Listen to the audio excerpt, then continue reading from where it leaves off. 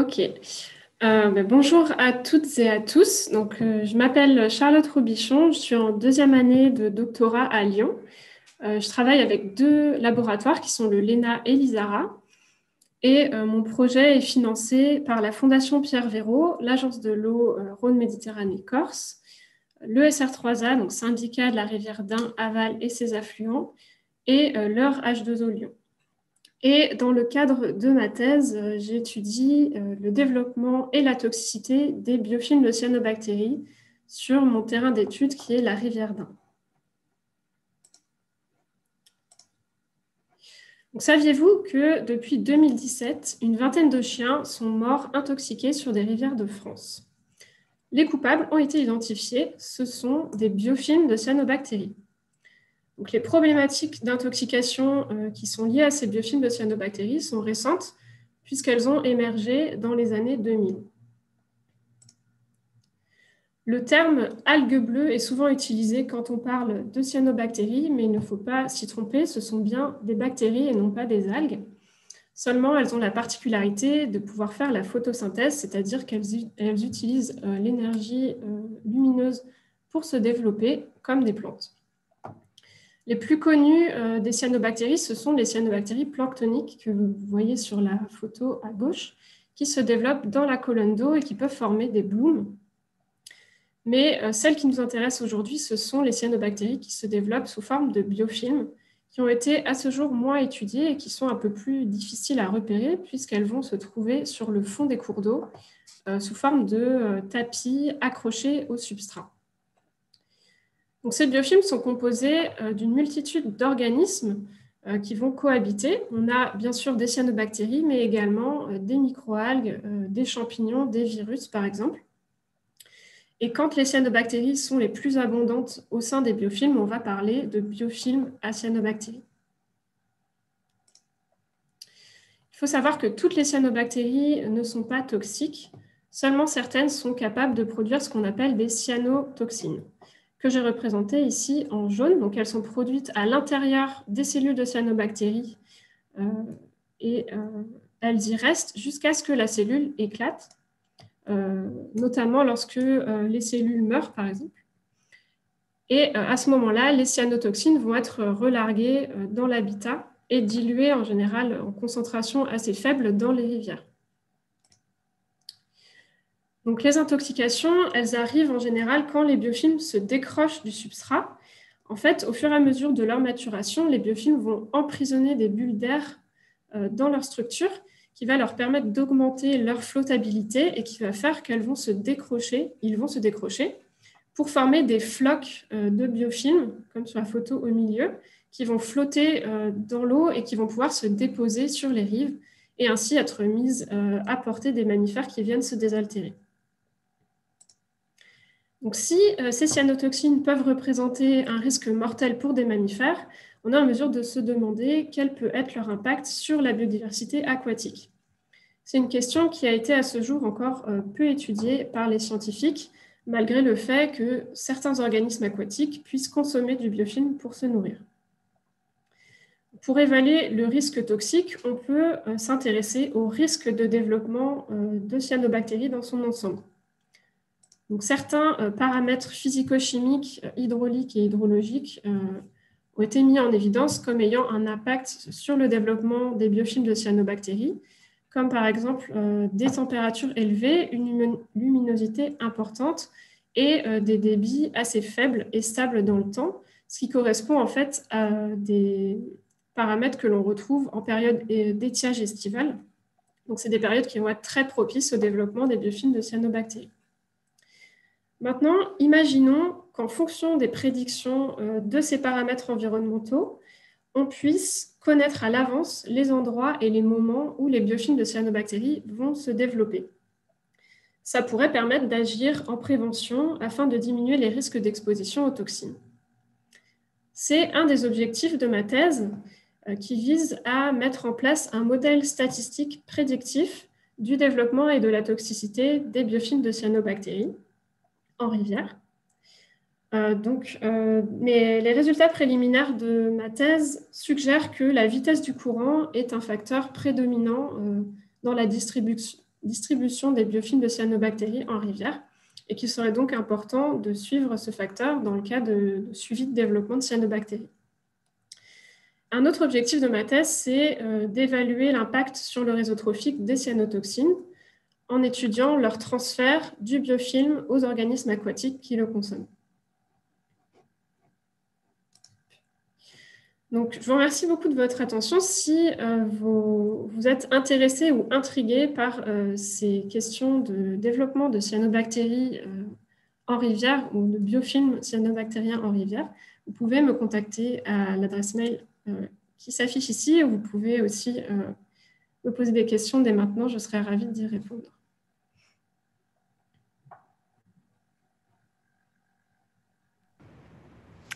Merci Charlotte. On va attendre un peu qu'il y ait des questions dans le chat. Première question, quels endroits sont mesurés sur les organismes? Ah, oui, pardon. Alors, précision, quels endpoints sont mesurés sur les organismes? Qu'est-ce que vous entendez par endpoint? Est-ce que c'est la survie? Alors en fait, vous parlez du coup de... Je peux remontrer le diapo. J'imagine que vous parlez de la partie impact sur le réseau trophique. En fait, ici, on ne va pas faire de mesures physiologiques de trait de vie sur les organismes. On va simplement faire des dosages de toxines dans leur corps pour, dans un premier temps, savoir si, en consommant les biofilms, on peut aussi retrouver des toxines dans leur organisme.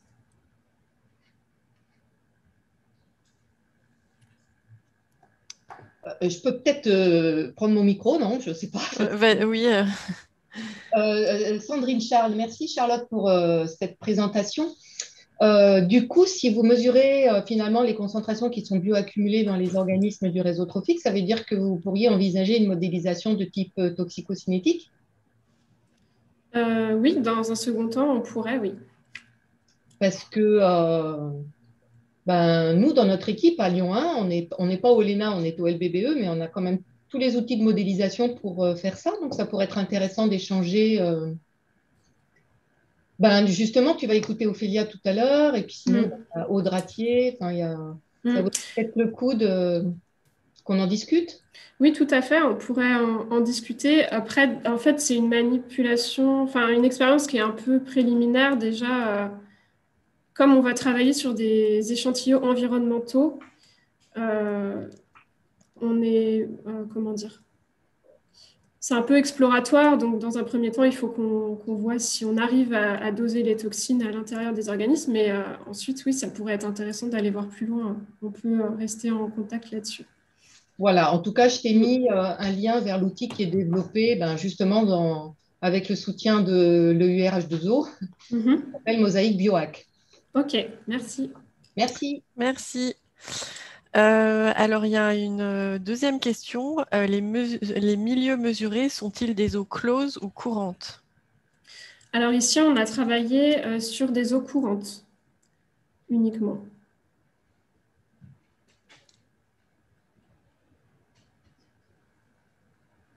Et vous avez comme projet de travailler aussi sur des eaux closes ou... Oui, alors j'en ai pas parlé ici, mais il y a aussi un autre aspect de ma thèse où on va travailler sur des étangs dans la Dombe. On va aussi essayer de rechercher ces biofilms, donc pour le coup en eau close. Mais là, pour le moment, c'est en cours. Alors, une question par rapport à l'intérêt pour les gestionnaires de ces études. Est-ce que vous pourriez indiquer les possibles apports de ces travaux pour une structure gestionnaire? Oui, tout à fait. Alors, je pense que pour une structure gestionnaire, ce qui peut être le plus intéressant, c'est la partie prédictive sur le développement et la toxicité des biofilms de cyanobactéries. Donc, mon travail, il va viser à vraiment mettre en évidence dans quels facteurs et dans quelle mesure ces facteurs impactent le développement des cyanobactéries. Donc, ça peut déjà mettre en évidence des paramètres de suivi pour des suivis de cours d'eau, par exemple, à ce niveau-là. Et ensuite, donc ça va peut-être dépendre de chaque rivière et de chaque cours d'eau, mais selon les structures gestionnaires, il existe des modèles hydrauliques qui peuvent être mis en place sur des rivières pour modéliser les variations de vitesse de courant en fonction du débit, par exemple.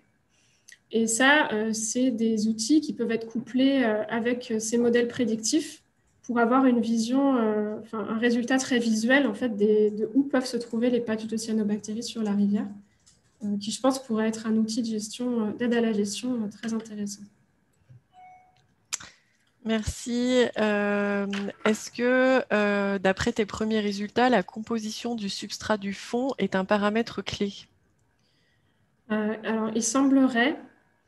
Après, ça mérite des analyses plus poussées des résultats, mais on a pu remarquer, en tout cas sur la rivière d'Ain, que les biofilms se développent en général. Là, vous pouvez le voir en fait sur la photo, c'est plutôt sur des galets de taille assez importante, au moins 5 cm de diamètre. En dessous de cette taille de granulométrie, on trouve en général pas de biofilms. Donc ça a l'air d'avoir un impact, oui, sur leur développement.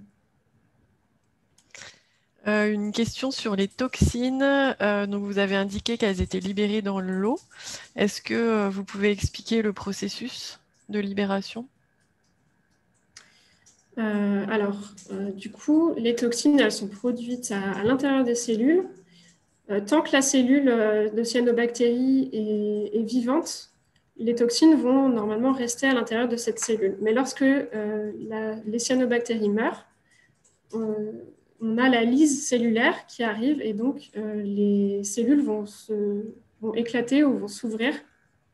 C'est la paroi cellulaire en fait qui va s'ouvrir et là, les cyanotoxines vont être libérées hors des cellules et dans l'eau.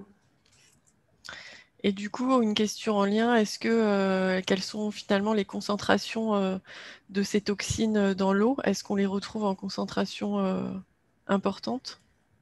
On les retrouve en concentration en général assez faible. Alors moi, dans mon étude, on ne les a pas dosés dans l'eau, mais ça a été fait par d'autres chercheurs sur d'autres rivières. En fait, c'est en concentration tellement faible qu'il faut que doser la toxine dans un échantillon d'eau ne suffit pas à avoir assez de toxine pour pouvoir la détecter. Donc en général, il faut utiliser des capteurs passifs qu'on va laisser dans l'eau pendant un certain laps de temps et qui va accumuler la toxine au cours du temps pour pouvoir ensuite la doser. Donc c'est quand même des concentrations qui sont assez faibles dans les eaux libres en tout cas. Toujours en lien avec les toxines, est-ce que vous savez la durée de vie des toxines après libération? Alors, ce serait difficile de vous répondre en détail, mais il y a certaines toxines qui vont perdurer longtemps dans l'environnement.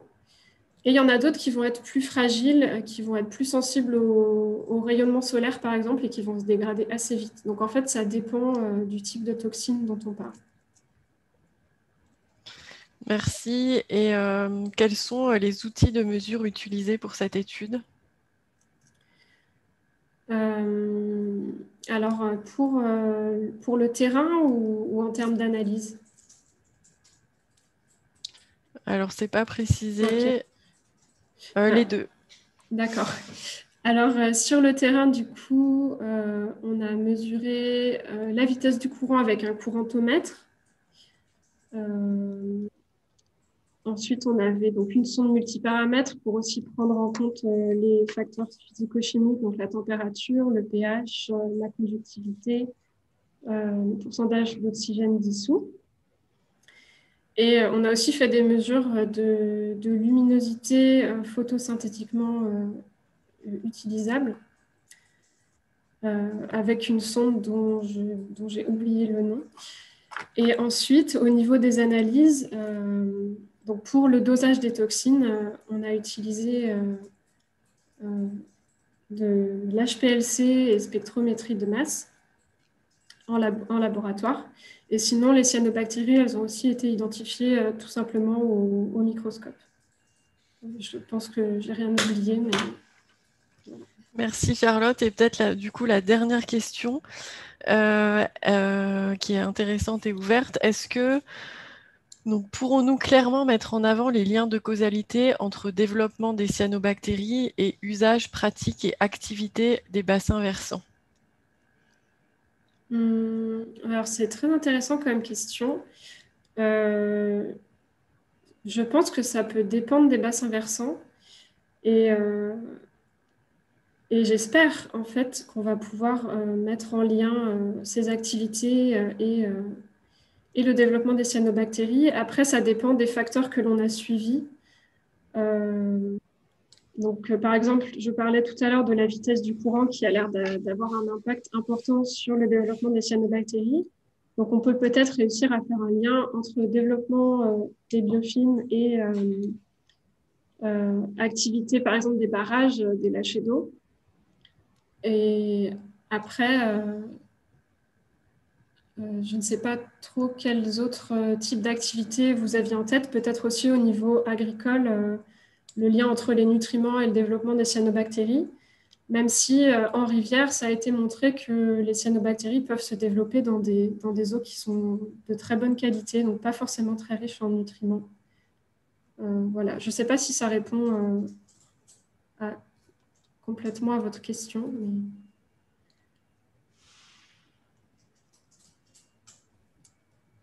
Est-ce que vous souhaitez, la personne qui a posé la question, est-ce qu'elle souhaite compléter, peut-être? Oui, merci. Je voulais me permettre de prendre la parole. Merci. Merci, bonjour à tous. Jean-François Froger de PTB Sonédou. Oui, ma question était, on travaille sur des secteurs un petit peu tendus par rapport à ça, en tout cas qu'ils l'ont été, sur le secteur de la Loue, du Doubs franco-suisse, du Dessoubre, avec ses aspects cyano et notamment des problèmes de mortalité il y a à peu près une dizaine d'années. Et en fait, il y a, les questions pour nous aussi dépassent le cadre stationnel tel que je pense comprendre un petit peu votre approche avec des paramètres hydrologiques, des paramètres associés à voilà, la station en tant que telle. Est-ce que vous pensez effectivement pouvoir dépasser ce côté stationnel et pouvoir intégrer l'ensemble des activités? Je veux pas, voilà. Et dans l'idée des activités, effectivement, c'était à la fois des activités agricoles, des activités industrielles, des activités aussi humaines au sens strict, ou usées, etc. Et comment, parce que c'est un vrai problème pour nous en tant que gestionnaire, comment à un moment donné on peut remonter de façon formelle, voilà, je parlais vraiment de ce lien de causalité, cause-effet, qui est très, très difficile pour vous en tant que chercheur d'ailleurs à quelquefois mettre en avant, mais comment on pouvait arriver à remonter vers justement les usages, les usagers, les pratiquants pour travailler justement sur des aspects éventuellement préventifs, palliatifs, curatifs, etc., etc. Ok, mais merci pour la précision.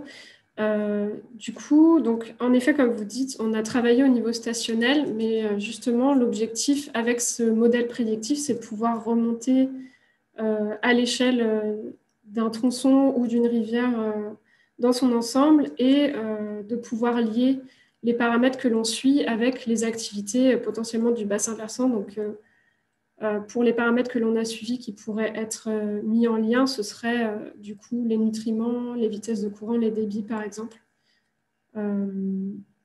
Après, tout ce qui est qualité de l'eau, nous, on n'est pas allé plus loin que la recherche des nutriments dans l'eau. Donc, on pourra déjà travailler là-dessus, mais oui, je pense qu'il y a des liens qui seront possibles à faire pour les gestionnaires. Merci beaucoup Charlotte, merci pour toutes vos questions. Vous pouvez continuer à poser des questions à Charlotte si jamais vous en avez d'autres et elle peut vous répondre directement dans le chat. Et on va passer du coup à la deuxième présentation par Ophélia. Je te laisse partager ton écran. C'est pas Julien qui passe en deuxième? Ah, peut-être. Si, si. Si, eh ben, je laisse la parole à Julien.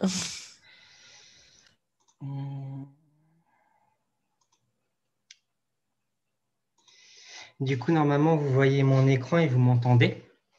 Donc, Je vais vous dire bonjour à tous. Moi, je suis Julien Godefroy. Je suis actuellement en 2e année de doctorat au sein du laboratoire EVS sur le site de l'ENS de Lyon.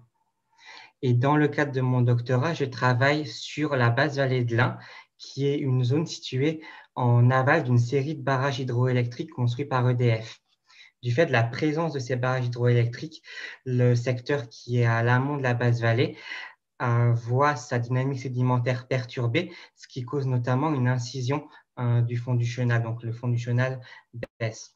Et du coup, les modifications morphologiques du chenal ont un impact à la fois sur les communautés aquatiques qui y vivent, mais aussi sur les communautés végétales autour du chenal, parce que sur un bassin très drainant comme celui de la basse vallée de l'Ain, le fait d'avoir une incision, ça va avoir tendance à réduire l'épaisseur de la nappe alluviale, et donc ça peut conduire à l'assèchement de bras secondaires ou de la végétation riveraine qui devient trop surélevée par rapport au chenal.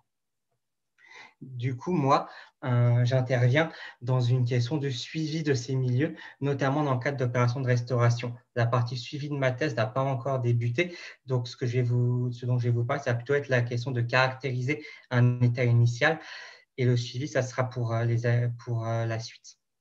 Et du coup, cette caractérisation, ce suivi, je fais ça par télédétection parce que ça me permet d'avoir une image continue en fait de la basse vallée. Et j'utilise des outils comme des capteurs type hyperspectral et lidar topobathymétrique. Et ces outils, ils sont placés sur des vecteurs aéroportés qui vont du drone à l'avion.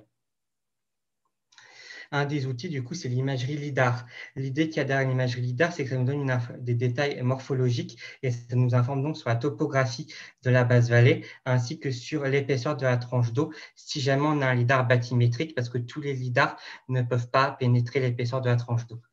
Étant donné qu'on a un nuage de points 3D qui nous permet de visualiser la topographie et l'intérieur de la végétation, on a accès à la structure de cette végétation pionnière et aux successions végétales. C'est l'exemple que j'ai mis en image, où on a la rivière d'Ain qui est de ce côté. Juste au droit de la rivière, du coup, on a des saulaies pionnières qui s'implémentent et qui grandissent. Dans ces saulaies pionnières, on a des jeunes peupliers isolés qui commencent à percer les saules et qui donnent des peupleraies pionnières où ces mêmes saules disparaissent. Et finalement, ces peupleraies pionnières finissent par devenir matures avec un changement structural au sein des peupleraies. Et tout ça, du coup, c'est visible par de l'imagerie LIDAR. L'autre type d'outil que j'utilise, c'est l'imagerie hyperspectrale qui a un accès plutôt à des détails, entre autres, à des détails physiologiques, si jamais on considère la végétation. Donc, physiologique, c'est-à-dire des choses comme la teneur en eau ou des choses comme l'espèce végétale qu'on considère. L'idée, c'est que l'imagerie hyperspectrale se distingue de l'imagerie visible. L'imagerie visible, c'est ce qui est mis ici, c'est ce qui a pour but de restituer ce que l'on voit, en fait. Donc, pour restituer ce que l'on voit, ce qui se passe, c'est qu'on fait une image à partir de 3 images, une bleue, une verte et une rouge, sauf que l'image rouge, elle prend plein de teintes de couleurs dans le rouge, le jaune, l'orange. L'image verte, elle prend plein de teintes de vert différentes. L'image bleue, elle prend plein de teintes de bleu différentes. Et du coup, on arrive à voir, à restituer quelque chose qui correspond à ce que nous, on voit. Alors que dans l'imagerie hyperspectrale, elle peut être sur le visible ou sur l'infrarouge, mais à la place, on va aller plutôt chercher des teintes de couleurs spécifiques qui peuvent correspondre à des paramètres physiologiques comme la teneur en anthocyanine ou la teneur en chlorophylle des espèces. Et du coup, ça permet de mettre en avant des détails qu'on ne verrait pas avec de l'imagerie classique. Ici, par exemple, on voit dans une teinte plus bleutée, en général, des arbres qui correspondent plutôt à des saules matures dans la végétation. Et au-delà de la question des visualisations pures que je vous présente pour présenter les outils, et ben moi, dans mon travail, j'ai travaillé sur 2 volets. Le premier volet, c'est la bathymétrie, où j'ai voulu cartographier la bathymétrie par imagerie hyperspectrale. Pourquoi par imagerie hyperspectrale et pas par lidar topobathymétrique? Parce que les outils lidar qui sont disponibles pour cartographier la bathymétrie ne peuvent pas encore être portés sur des drones ou des choses comme ça. Donc, c'est forcément des campagnes par avion. Et du coup, j'ai réussi à restituer la bathymétrie de l'Ain sur 20 km de linéaire avec une vingtaine de centimètres de précision en médiane pour des profondeurs jusqu'à 2,50 m. 2,50 m parce que je n'avais pas de quoi calibrer pour des profondeurs plus élevées qui sont très rares sur la basse vallée de l'Ain. Pour le débit d'acquisition de l'image qui est à 120 mètres cubes par seconde, donc le débit annuel moyen. Et par contre, ce qu'on peut voir, c'est qu'il y a toujours des artefacts qui sont présents sur les images et qui sont liés à des choses comme la présence d'ombre, qui est clairement visible. Et c'est pour ça que j'ai pris cette image-là pour vous montrer ça. J'ai aussi travaillé sur un autre volet qui est la connectivité de la végétation et sur la façon dont l'imagerie hyperspectrale du coup, pouvait permettre d'aller plus loin en termes d'analyse de connexion de la végétation à la nappe, donc de teneur en eau de la végétation par rapport à juste de l'information topographique. Parce que l'information topographique, elle nous permet de savoir qu'une placette de végétation est plus élevée qu'une autre placette par rapport au chenal, mais on ne sait pas si jamais cette surélévation, ça conduit effectivement à une déconnexion. Alors qu'avec l'imagerie hyperspectrale, j'ai pu prédire la connectivité des connectivités sur la teneur en eau, ce qui m'a permis de mettre en évidence un gradient de déconnexion amont-aval qui est lié à l'incision du chenal, ainsi que des gradients de déconnexion latérale près d'anciens chenals en fait, qui ne sont plus forcément alimentés. Et du coup, ça, c'est ce que j'ai fait moi pour le moment. Le reste du développement, ça va se porter sur les questions de suivi, donc sur faire d'autres campagnes. Mais après, une des questions clés, c'est quelles sont les retombées de sites de travail sur le long terme, notamment vers les bureaux d'études. Et à l'heure actuelle, il y a des blocages pour l'arrivée en bureau d'études, notamment le coût initial du matériel qui peut être très élevé parce qu'il faut acquérir un drone, des GPS, mais aussi surtout des capteurs. Et les capteurs hyperspectrales ou LIDAR, topobathymétrique pour le LIDAR, on censé avoir des coûts qui sont assez importants, mais aussi parce que ça nécessite des compétences en géomatique, donc des compétences qui ne sont pas forcément présentes dans tous les bureaux d'études. Par contre, le point qui est positif, c'est qu'à l'heure actuelle, il y a des outils de ce type qui commencent à émerger pour les questions de diagnostic et de suivi au sein des bureaux d'études, comme l'imagerie thermique et l'imagerie infrarouge. Et ces outils-là sont des outils qui nécessitent un matériel et des compétences qui sont communes à celles que moi j'exploite. Et c'est aussi surtout des outils qui viennent d'avancer de la recherche au cours de la dernière décennie, pour vous donner un ordre de grandeur. Et il y a un deuxième aspect qui est potentiellement dans les satellites et données ouvertes. Les satellites, à l'heure actuelle, ont une résolution spatiale qui est tendance à être trop grossière pour caractériser les milieux fluviaux, ou alors ils ont tendance à être des images visibles et pas des images avec plus de précision. Mais par contre, il commence à y avoir des capteurs et des satellites qui émergent et qui permettent progressivement de faire quelques petites analyses dans ce type de milieu à l'échelle plutôt locale, plutôt qu'à l'échelle de bassin versant. Et c'est des données qui peuvent être parfois coûteuses, mais similairement, il y a des initiatives qui émergent et qui mettent à disposition les données qui sont gratuites, ainsi que des outils pour pouvoir les traiter. Et du coup, je vous remercie pour votre attention et vos questions sont les bienvenues, soit dans le chat, du coup, soit par mon adresse mail que vous pouvez noter qui est sur la diapositive. Merci. Merci Julien pour cette présentation. Voilà, est-ce que vous avez des questions pour Julien? N'hésitez pas à les écrire dans le chat.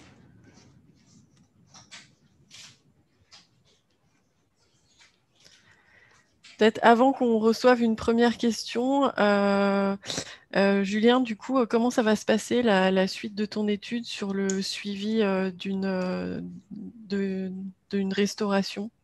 Alors du coup, l'idée c'est que une raison pour laquelle on a choisi la Basse-Vallée de l'Ain et que je n'ai pas forcément trop mentionné parce que je suis concentré sur la thématique de déconnexion et d'incision, c'est qu'il va y avoir des travaux de restauration sur la Basse-Vallée de l'Ain qui vont s'effectuer en fait dans le secteur qui est plutôt déconnecté, donc dans la partie là de la Basse-Vallée. Ces travaux de restauration, ça va consister en le fait de creuser un chenal, de réinjecter des graviers et tout ça. Et donc, en fait, il va y avoir ça qui va se passer pendant la période de septembre-octobre. Donc, il va y avoir ce type de travaux qui va s'effectuer. Et donc, moi, je vais acquérir de nouvelles données après cet état initial, juste avant les travaux, pour voir qu'est-ce qui a changé avant les travaux, acquérir des données juste après les travaux pour voir spatialement comment est-ce que les galets ont été réinjectés. Et puis l'année prochaine, l'idée, c'est de refaire une campagne pour voir les premiers résultats sur la végétation et sur la modification et la réponse du lit à ces travaux-là. Merci. Une autre question, est-ce que tu peux préciser la zone explorée? Alors la zone que moi j'explore, elle va de Pont-d'Ain qui est ici, jusqu'à la boucle de Chazé-sur-Ain qui est ici. En fait, en dessous de la boucle de Chazé-sur-Ain, c'est une zone qui est restreinte en termes de vol parce qu'il y a une centrale nucléaire. Donc, on n'a pas été volé en dessous. Et au-dessus de Pont-d'Ain, ce n'est pas un secteur qui est très intéressant. Donc, on s'est focalisé sur cette zone qui est vraiment entre Pont-d'Ain et la boucle de Chazé ici. Comment a été réalisé le calibrage pour la bathymétrie hyperspectrale? Alors, pour la bathymétrie hyperspectrale, on s'est principalement basé sur le modèle 2D qui est présent sur l'INRAE, parce qu'en fait, on a une campagne, la grosse campagne que je vous ai présentée, qui a été faite pour un débit de 120 mètres cubes, ce qui est vraiment pas mal, parce qu'on l'a faite en septembre. Donc, c'est un débit important, un débit assez important. Mais on a aussi des petites campagnes vraiment plus locales qui ont été faites principalement par drone et qui sont pour d'autres types de débits. Donc, du coup, on a utilisé le modèle de l'INRAE pour être capable d'ajuster les débits et de voir et de visualiser en fait la bathymétrie objectif pour différents types de débits.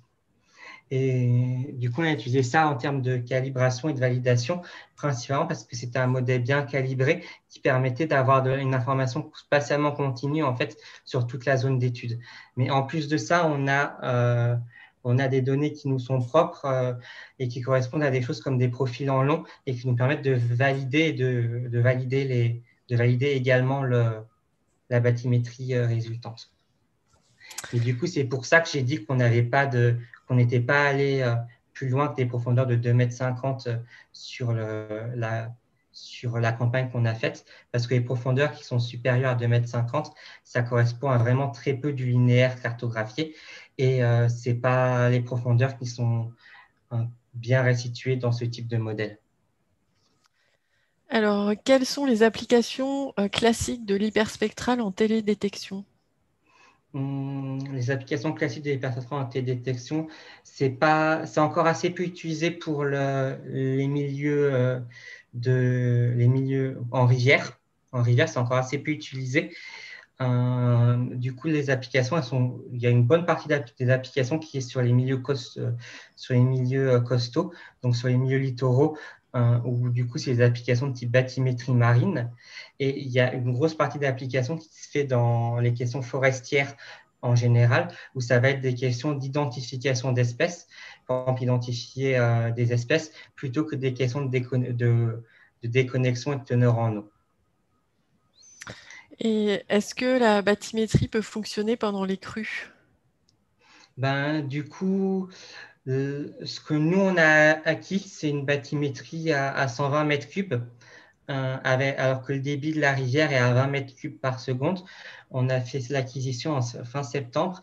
Et en fait, ce qui s'est passé, c'est que pendant qu'on faisait l'acquisition, il y a eu une décharge de la part des barrages en amont. Et c'est pour ça que le jour où on a été faire l'acquisition, on a eu 120 mètres cubes de débit, alors qu'on était dans une période qui aurait été plutôt propice à des débits de basse eau. Donc pour l'un, en tout cas, on a réussi à faire une analyse pendant un débit important pour la rivière et pas un débit de basse eau.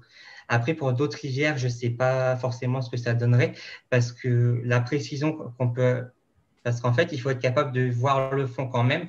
Donc, s'il y a trop de sédiments, ça peut poser en suspension, ça peut poser des soucis.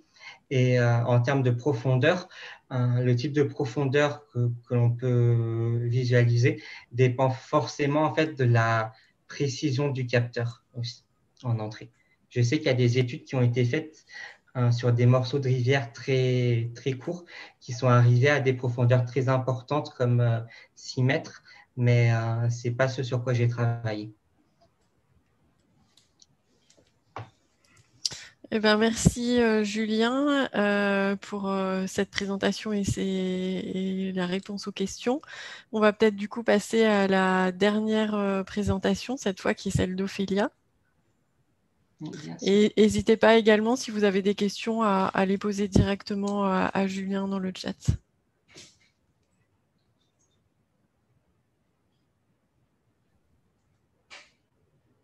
Bonjour. Bonjour. Donc, bonjour à tous. Moi, je m'appelle Ophélia Gestin. Je suis en 2e année de thèse et aujourd'hui, je vais voir avec vous comment on peut bien mesurer la bioaccumulation des contaminants métalliques en rivière. Donc, pour améliorer l'évaluation de l'impact des contaminants métalliques chez les invertébrés, nous avons besoin de développer des biomarqueurs au niveau des organes du gamard, qui est une espèce sentinelle des rivières. Donc, quand le gamard est dans son milieu naturel, il peut être exposé à des métaux, ce qui va entraîner, entre autres, la fabrication de molécules au niveau de ses organes et de ses cellules, et ces molécules sont appelées des biomarqueurs. Donc, ainsi, quand le gamard sera prélevé dans le milieu, il suffira de quantifier ces biomarqueurs pour pouvoir établir un diagnostic, donc ici, une exposition aux métaux. Mais avant de développer ces biomarqueurs, nous avons besoin d'identifier les organes clés dans la contamination métallique. Donc, afin d'améliorer la connaissance du devenir des métaux chez le gamard et identifier les organes clés, j'étudie à travers ma thèse la toxicocinétique des métaux. Donc, par où ils entrent dans l'organisme, donc c'est l'assimilation. Dans quels organes ils vont, c'est la distribution. Par où ils ressortent, c'est l'élimination. Et l'étude de la toxicocinétique vise à quantifier la vitesse d'assimilation, de distribution et d'élimination, ici des métaux, au niveau soit de l'organisme entier, mais aussi au niveau des organes. Donc pour cela, je travaille en collaboration entre 3 laboratoires qui sont situés à Lyon et à La Rochelle et qui m'apportent chacun un domaine d'expertise. Donc, les radioisotopes de métaux sont les métaux, ce sont les mêmes métaux que ceux qui sont retrouvés dans l'environnement, sauf qu'ils sont en quelque sorte hyperactifs et ils vont donc être facilement mesurables, détectables grâce à la libération de ce trop-plein d'énergie appelé la radioactivité. Et ça va nous permettre de travailler à de très faibles concentrations de métaux comme celles qui sont retrouvées dans l'environnement. Le gamard, c'est une espèce sentinelle, donc c'est-à-dire c'est une espèce qui nous permet de voir les changements précoces liés à son milieu qui sont dus à des stress comme par exemple la contamination métallique. Et enfin, la modélisation toxicocinétique, qui est aussi appelée modélisation TK, permet quant à elle de prédire et d'extrapoler nos données à des situations qui vont être retrouvées sur le terrain, à d'autres espèces, ou même de pouvoir les prolonger. Donc pour cela, je commence par mettre en place en laboratoire le protocole d'expérimentation que vous voyez ici. Donc lors de la phase d'accumulation à gauche, les gamards sont mis en contact avec les différents radioisotopes de métaux et puis au 7e jour, je les transfère dans de l'eau propre, donc sans contamination. Et ça, c'est la phase de d'épuration. Elle va permettre aussi d'étudier comment les métaux sont gérés et éliminés après une contamination.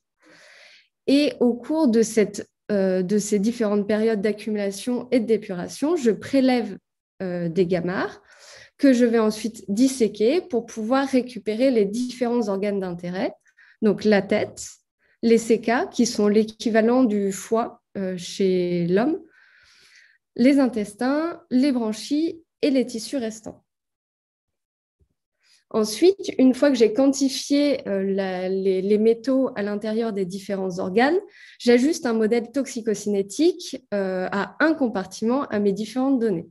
Donc, ce modèle, il part de l'hypothèse que les organes, ils sont totalement indépendants les uns par rapport aux autres et qu'ils sont directement reliés à l'eau. Donc, on va avoir un graphique par organe qui va nous montrer, la phase d'accumulation et la phase d'élimination en fonction de nos données. Seulement, dans la réalité, tous les organes ne sont pas totalement indépendants les uns des autres. Donc, ils sont plutôt interconnectés et certains sont reliés à l'eau, mais pas d'autres. C'est pour cela que l'on va utiliser le modèle toxicocinétique multicompartiment, qui sont beaucoup plus complexes à mettre en place, mais qui sont beaucoup plus réalistes et permettent de donner aussi une idée du chemin que parcourent les métaux à l'intérieur du gamma. Donc là, les sorties que nous aurons, ce seront des graphiques qui vont montrer l'ajustement simultané entre tous nos organes. Les premières conclusions, donc, elles ont montré tout d'abord qu'il était possible de travailler sur les organes des petits invertébrés d'eau douce, et tout cela à des concentrations très faibles qui sont retrouvées dans l'environnement et donc dans les rivières. Que l'accumulation et l'élimination des métaux est différente selon les organes ou les métaux étudiés. Et aussi que la modélisation permet de connaître le chemin qui va être emprunté par les métaux entre les différents organes et ensuite pouvoir faire des prédictions. Donc, ces résultats vont rendre possible la proposition d'organes clés pour pouvoir développer les biomarqueurs qui est le projet de l'ANR Approve. Et je vous remercie pour votre attention et n'hésitez pas si vous avez des questions.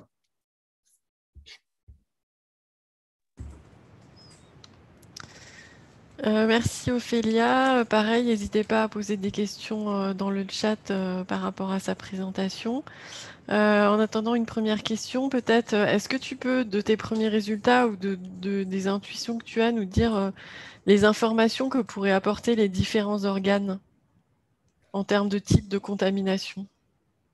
Alors, sur les informations, si on prend un organe comme l'intestin, par exemple, c'est un organe qui va accumuler très rapidement et beaucoup, mais qui va aussi éliminer très vite. Et avec toujours un niveau un peu basal qui serait l'élimination des autres organes qui se ferait via l'intestin.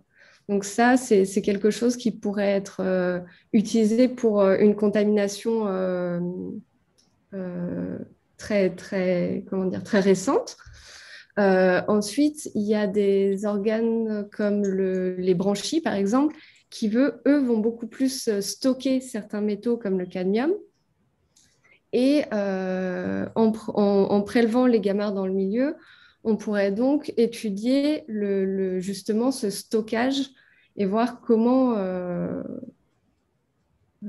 à quelle quantité les gamarres ont été exposés.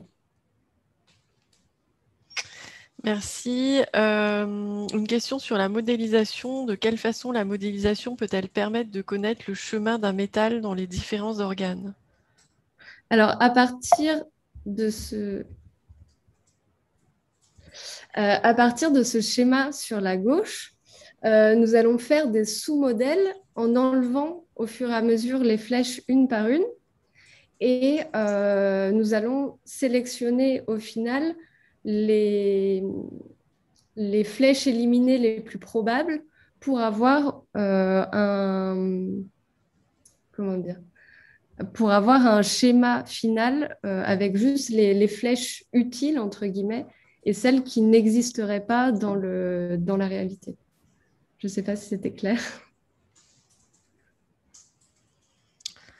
Très bien. Et quels sont les métaux contaminants qui pourraient être suivis avec cette méthode en dehors du cadmium? Alors, il y a différents contaminants. Ceux qui ont été choisis dans le cadre de l'ANR Approve et de ma thèse, ce sont ceux notamment qui sont suivis dans le cadre de la DCE, donc la directive cadre sur l'eau. Donc, avec le cadmium, mais aussi le zinc, qui lui est un élément essentiel. et l'argent. Mais ça pourrait être beaucoup d'autres métaux. Il faudrait d'abord en laboratoire voir un peu les différents mécanismes de gestion et après, ça pourrait être très bien appliqué sur le terrain. Par rapport au protocole, est-ce qu'il s'agit d'un prélèvement de gamarres sauvages ou mise en place de gamarres en cage et quel est le temps d'exposition? Alors, ce sont des gamarres qui sont pêchés dans une cressonnière par l'équipe INRAE, enfin l'équipe Riverly à INRAE, et qui sont stabulés, mis en élevage justement à INRAE. Et ensuite, je les reçois et je les contamine pendant 7 jours. Du coup. Et est-ce que... oui, du coup, la question était précisée, si on envisage des mesures en milieu naturel. Oui, ben, en milieu naturel, du coup, ce serait plus les biomarqueurs, donc l'étape d'après qui serait mesurée dans les différents organes, du coup. Et du coup, est-ce que... comment se ferait le prélèvement? Comment tu peux imaginer le prélèvement des gamarres en milieu naturel? Est-ce qu'il serait du coup des gamarres sauvages ou mis en cage? Et quel temps d'exposition tu penses qu'il faudrait pour pouvoir faire une analyse? Si tu peux déjà répondre à ça ou avoir un avis. Alors pour le prélèvement, je pense qu'on pourrait les prélever directement dans les rivières. Après, moi, j'ai jamais été dans les rivières, donc je ne sais pas trop si c'est facile ou pas de les prélever directement dans les rivières. Mais sinon, on pourrait tout à fait envisager de faire un encagement de gamarres et les récupérer au bout d'un certain temps. Donc après, pour le temps d'exposition et avoir la réponse des biomarqueurs, ça, je ne pourrais pas y répondre parce que je ne travaille pas du tout sur la partie biomarqueur. Mais pour certains métaux comme le cadmium, nous avons vu que déjà à partir de 24 heures, au bout de 24 heures, les gamarres accumulent déjà beaucoup dans certains organes. Une autre question, quelles techniques permettent de caractériser les transferts interorganes pour consolidation du modèle?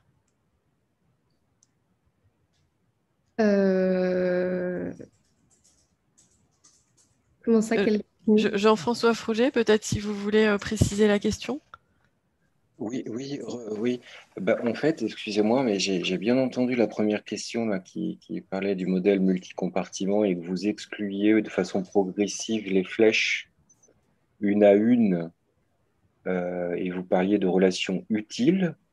Bah, en fait, excusez-moi, parce que moi, j'ai pas compris votre réponse parce que je me disais, mais comment à un moment donné aussi vous étudiez de façon biochimique, enfin, de façon physiologique, ces éléments de transfert de façon très concrète pour être sur des... Parce qu'effectivement, dans la bioaccumulation, on sait que c'est un élément de complexité sur des possibles transferts saisonniers, etc., avec des accumulations variables avec la variabilité temporelle. Enfin... Oui, bonjour. En fait, moi, j'encadre sur cette partie. En fait, ce qu'il faut comprendre, c'est qu'on on fait de l'ajustement de modèle, c'est-à-dire que derrière ce schéma, il y a des équations différentielles avec des paramètres et chaque paramètre représente une flèche. Et ce qu'on essaye de trouver, c'est la meilleure combinaison de valeurs de paramètres qui fait en sorte que les courbes que vous voyez après à droite dans le graphique passent le mieux dans toutes les données simultanément. Et donc après, on fait de la sélection de modèles, donc on retire les flèches une par une et on regarde quelle flèche a le moins d'influence sur l'ajustement et qui ne change pas l'ajustement. Et donc, in fine, ce qu'on cherche, c'est le modèle, ce qu'on appelle le plus parcimonieux, c'est-à-dire le modèle qui décrit le mieux les données avec le moins de paramètres possible. Et un paramètre pour nous, c'est une flèche, donc un lien entre les organes. Donc, in fine, ce qu'on a, c'est un schéma parcimonieux que nous ressort toute la méthode mathématique et statistique derrière, mais ça ne veut pas dire que c'est le vrai schéma qu'on aurait si on était capable de vraiment mesurer les flux entre les organes. Ça nous donne un schéma hypothétique vu qu'on a l'intérêt qu'on a, c'est qu'on a quand même le suivi dans les organes au cours du temps. Donc, ça nous permet d'inférer, de pouvoir un peu espérer comprendre ce qui se passe entre les connexions entre les organes, mais ça reste pour l'instant un petit peu théorique. Je ne sais pas si c'est plus clair. Du coup, il y a une question. Est-ce qu'on considère qu'un organe est une source pour un autre organe? Oui, effectivement. Un organe peut être une source ou un puits d'ailleurs pour un autre organe, puisqu'ils sont tous interconnectés entre eux. Donc voilà.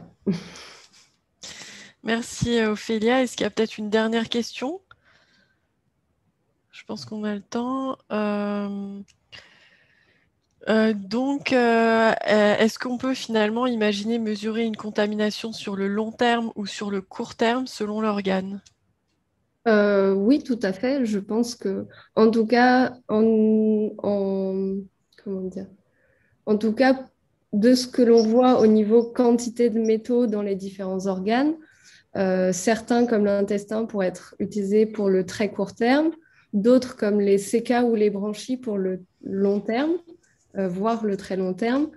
Après, pour toute la partie biomarqueurs, je ne sais pas encore, j'ai pas encore vu les résultats des autres collaborateurs qui sont dans l'ANR. Donc, je pourrais peut-être répondre à cette question d'ici quelques mois. Merci beaucoup. Pareil, n'hésitez pas à contacter Ophélia si vous avez d'autres questions, soit par mail, soit par le chat. Et je vais rendre la parole à Antoine, peut-être pour conclure ces belles présentations et ces échanges. Eh ben, merci beaucoup pour la qualité des interventions et des échanges. Juste pour terminer en quelques mots, en fait, je vous invite à participer en indiquant dans le chat si vous voyez une application de ces recherches dans vos missions de terrain, par exemple, première idée. Et tout simplement, si vous êtes intéressé par une collaboration avec la recherche, plus largement, sur quel sujet en particulier. Donc là, je vous invite pareil à